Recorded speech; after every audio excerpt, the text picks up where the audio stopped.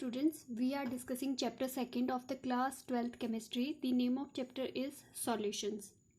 In the last video we discussed on solubility and the factors affect the solubility. ठीक है, हमारे पास क्या है जो इस चैप्टर में सॉल्यूशन है, 4 टाइप्स के सॉल्यूशन आप स्टडी करोगे. ठीक है, एक फर्स्ट जो हमने स्टडी किया है प्रीवियस लेक्चर में, सॉलिड इन लिक्विड. ठीक है, सॉलिड इन लिक्विड सॉल्यूशन. और जो सेकंड है वो क्या होगा, लिक्विड इन लिक्विड सॉल्यूशन. ये आज हम स्टडी करेंगे. और क्या है, गैस इन लिक्विड, ये भी हमने आज करना है सॉल्यूशन. जो फोर्थ है आपका सॉलिड इन सॉलिड सॉल्यूशन. ठीक है, इस चैप्टर में हमने ये 4 टाइप्स के सॉल्यूशन स्टडी करने हैं. ठीक है, फर्स्ट हमारा हो गया सॉलिड इन लिक्विड. ठीक है, और जो सॉल्यूशन है, ठीक है, यहाँ पे जो फैक्टर है सॉल्युबिलिटी का वो कैसे अफेक्ट करता है. ठीक है, ये भी हमने प्रीवियस लेक्चर में स्टडी कर लिया कि nature of solute, solvent and temperature of the solution and pressure. ठीक है, बट जो प्रेशर का इफेक्ट है वो क्या है, ओनली गैसियस स्टेट में होता है, जब आपकी गैसेस सॉलिड फॉर्म में होगा. ठीक है, ठीक है, तो आपका जो नेचर ऑफ सॉल्वेंट और सॉल्यूट कैसे डिपेंड करता है कि पोलर में पोलर डिजॉल्व है, नॉन पोलर में नॉन पोलर डिजॉल्व होगा. ठीक है, जो सेम सॉल्वेंट होंगे वो क्या है, सिमिलर सॉल्वेंट के साथ डिजॉल्व होंगे. ठीक है, सॉल्यूट और सॉल्वेंट आपस में. फिर टेम्परेचर के बारे में स्टडी किया था. 2 टाइप्स की कंडीशन है, एंडो और एक्सो में. ठीक है, अगर तो एंडोथर्मिक प्रोसेस हो रही है तो वहाँ पे टेम्परेचर अगर इंक्रीज़ करेंगे तो सॉल्युबिलिटी भी इंक्रीज़ करेगी. अगर एक्सोथर्मिक प्रोसेस है वहाँ पे टेम्परेचर इंक्रीज़ करेंगे तो सॉल्युबिलिटी आपकी डिक्रीज़ करेगी. फिर प्रेशर के बारे में बात की थी.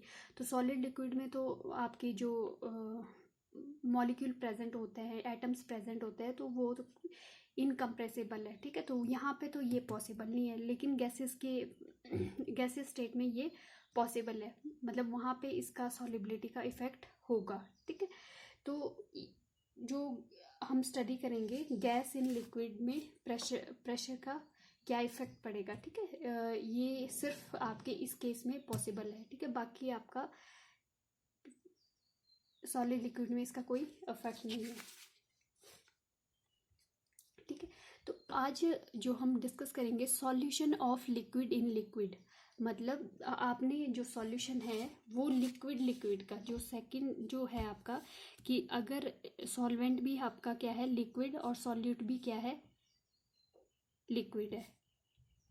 ठीक है, तो आपके पास किस टाइप का सॉल्यूशन फॉर्म होगा. ठीक है, when 2 liquids are mixed their miscibility और solubility, ठीक है, उसको हम miscibility भी बोल सकते हैं या solubility will depends upon the magnitude of the attractive forces between the partial molecules of 2 individual liquid as compared to the force of attraction between rise in them when they exist together. ठीक है, जब भी हमने क्या है 2 liquids को क्या है मिक्स करना है. ठीक है, तो जो इनकी सॉल्युबिलिटी है या मिसिबिलिटी है, ठीक है, आपस में अगर ये मिक्स होते हैं तो वो डिपेंड करता है कि जो पार्टिकल प्रेजेंट है बोथ लिक्विड में उनके बीच का जो आपका मैग्नीट्यूड ऑफ अट्रैक्टिव फोर्सेस कितनी है, कि आपस में वो कितना अट्रैक्ट कर रहे हैं आपस में, इन दोनों के जो मॉलिक्यूल्स या एटम साइंस प्रेजेंट है, तो इंडिविजुअल उनके जो पार्टिकल्स के बीच में फोर्स ऑफ अट्रैक्शन किस टाइप का है वो उस पर डिपेंड करता है.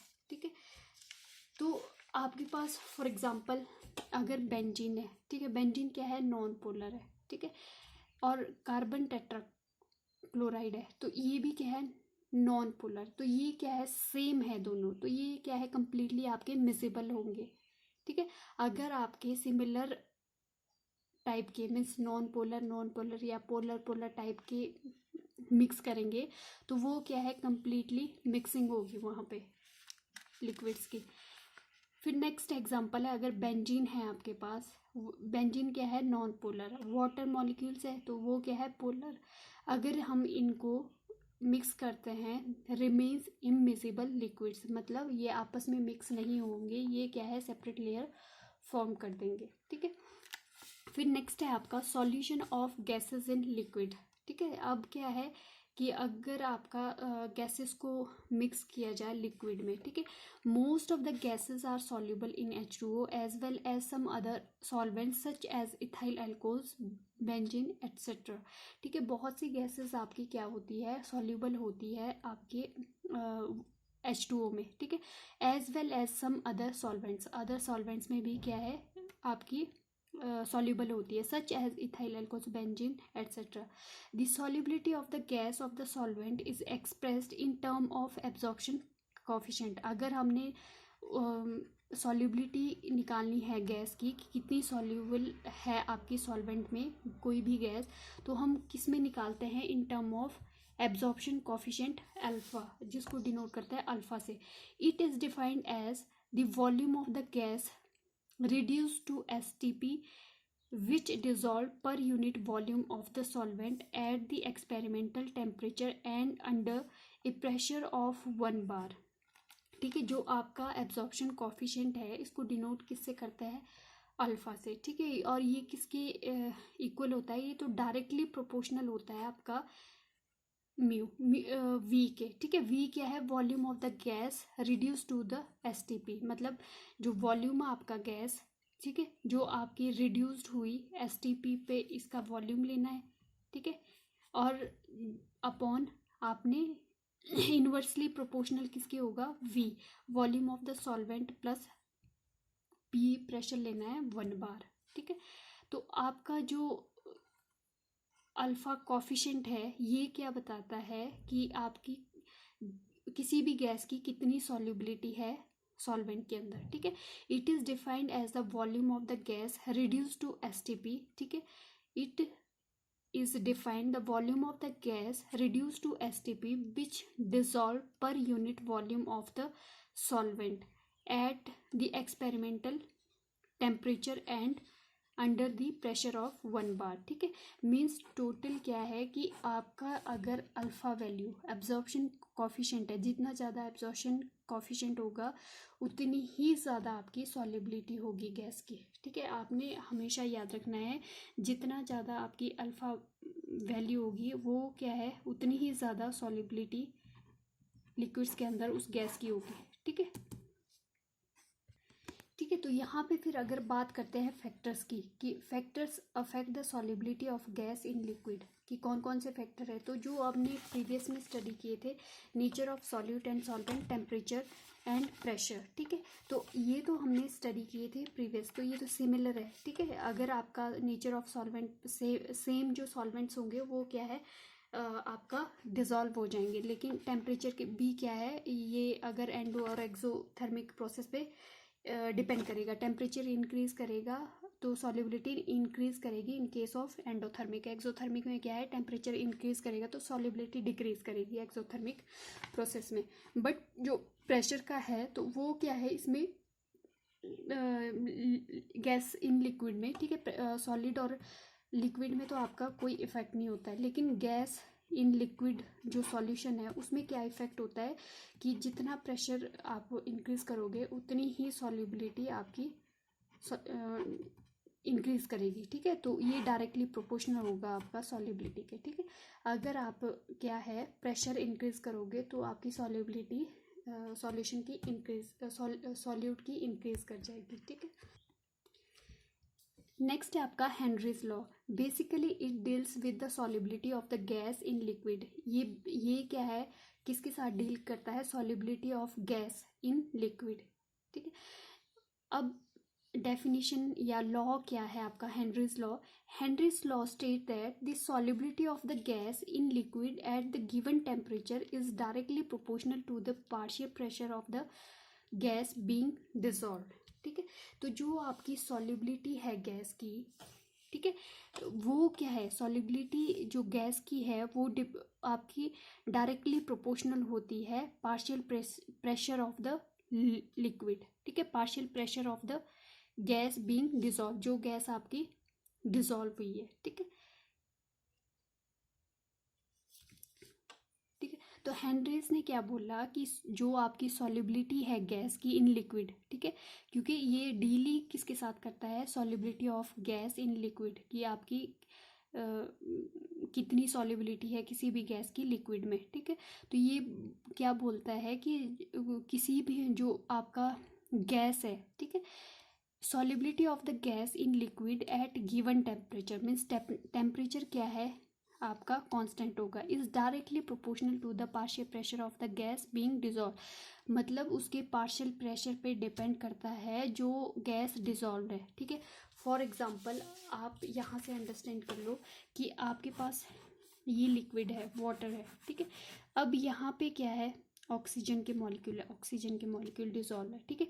तो ये जो डिजॉल्व हो रहा है ये चीज़ डिपेंड करती है कि यहाँ पे ऑक्सीजन का कितना प्रेशर है, ठीक है। मीन्स ये हेनरीज लॉ ने बताया कि जो किसी भी गैस की सॉल्युबिलिटी डिपेंड करती है आपकी partial pressure of that gas की, यहाँ पे अबव द सरफेस, जो लिक्विड के सरफेस के अबव उस गैस का कितना पार्शियल प्रेशर है उस पे क्या है ये डिपेंड करता है, ठीक है। अगर यहाँ पे नाइट्रोजन गैस है, ठीक है, तो यहाँ पे क्या है उतनी आपकी जो आपका यहाँ पे डिजॉल्व होगी नाइट्रोजन गैस, जितना ज़्यादा आपका यहाँ पे अबव द सरफेस उस गैस का N2 का प्रेशर है, ठीक है। तो हेनरीज लॉ ने क्या बोला कि Henry's law state that solubility of a gas in a liquid at a given temperature is directly proportional to the partial pressure of the being dissolve. जो गैस डिजॉल्व हुई है किसी भी लिक्विड में वो किसके डायरेक्टली प्रोपोर्शनल होती है, जो आपके सरफेस पे पार्शियल प्रेशर वो क्रिएट कर रही है वही गैस, ठीक है। तो यहाँ पे क्या आया, जो एक्स है वो क्या है मोल फ्रैक्शन गैस इन लिक्विड, ठीक है। तो ये डायरेक्टली प्रोपोर्शनल है आपका पी। पी क्या है यहाँ पे partial pressure above the gas, जो अबव द सरफेस है ये वाला पार्शियल प्रेशर, ठीक है, एट कांस्टेंट टेम्परेचर। तो इस सिमिलर इसको हम क्या है चेंज करके कैसे लिख सकते हैं, P is directly proportional to X, मतलब mole fraction gas in liquid, ठीक है। तो P equal to K H, K क्या आ गया के एच हो गया हेनरीज कांस्टेंट, ठीक है, प्रोपोर्शनलिटी कांस्टेंट है, और एक्स क्या है आपका मोल फ्रैक्शन, ठीक है। तो यहाँ पे P क्या है partial pressure of the gas above the liquid surface, और जो के एच है ये हेनरीज लॉ कांस्टेंट है, और एक्स क्या है mole fraction of gas in liquid की कितना आपका मोल फ्रैक्शन आपका डिजॉल्व है गैस का इन लिक्विड, इस लिक्विड में, ठीक है। तो जो solubility of gas in liquid है वो आपकी डायरेक्टली प्रोपोर्शनल होती है partial pressure of the gas above the surface. जो गैस का क्या है अबव द सरफेस, ठीक है, कितना प्रेशर क्रिएट हुआ है सरफेस के ऊपर उस गैस का, ठीक है, उस पे ही आपकी सॉल्युबिलिटी डिपेंड करती है लिक्विड में उस गैस की, ठीक है। तो आपने याद रखना है हेनरीज लॉ के अकॉर्डिंग क्या है, कोई भी गैस अगर किसी लिक्विड में डिसॉल्व हो रही है, ठीक है, तो उस गैस के पार्शियल प्रेशर जो क्रिएट हो रहा है सरफेस के ऊपर उस लिक्विड के, उस पर क्या है सॉल्युबिलिटी डिपेंड करती है। जितना ज़्यादा यहाँ पे ऑक्सीजन का क्या है पार्शियल प्रेशर होगा इस सरफेस के ऊपर, उतनी ही ज़्यादा आपके यहाँ पे जो ऑक्सीजन है वो डिसॉल्व हो जाएगी, मीन्स मोल फ्रैक्शन जो है वो ज़्यादा हो जाएगा किसी भी गैस का, ठीक है। तो इस टाइप से ये क्या हुआ आपका हेनरीज लॉ।